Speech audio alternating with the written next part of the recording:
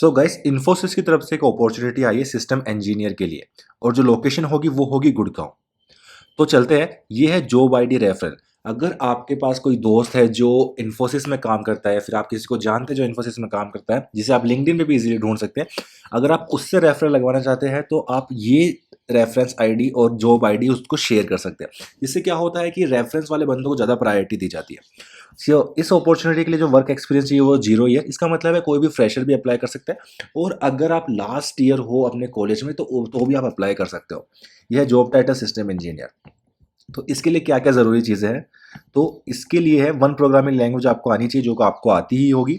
दूसरी बात है एक डेटाबेस और एक ऑपरेटिंग सिस्टम। तो इन्होंने ऐसे कहा है कि एक डेटाबेस की नॉलेज आपको होनी चाहिए, बट ऐसा ज़रूरी नहीं है। आप अपने डीबीएस की बुक भी उठा के पढ़ लीजिए, वो भी काफ़ी है। ऑपरेटिंग सिस्टम की बुक उठा के पढ़ लीजिए, वो भी काफ़ी है। और जो एक और चीज़ है वो है प्रोजेक्ट। प्रोजेक्ट बहुत मैटर करता है आपके इंटरव्यूज़ के दौरान।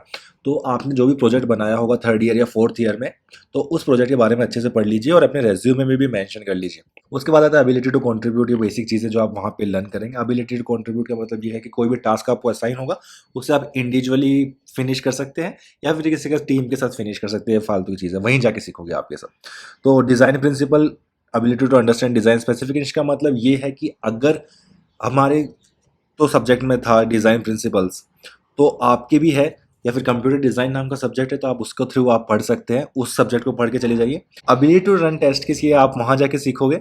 तो टेस्ट केसेस होते क्या है कि जब भी आप कोई कोड लिखते हो, कोई फंक्शन बनाते हो, तो उसको आप टेस्ट कर सकते हो। कुछ टेस्ट केसेस देखिए, जैसे कंसिडर करिए कि आप कैलकुलेटर बनाते हो, तो कैलकुलेटर को आप टेस्ट कर सकते हो कि यार मैं ये इनपुट दूंगा तो ये आउटपुट होना चाहिए। वही होते हैं टेस्ट केसेस।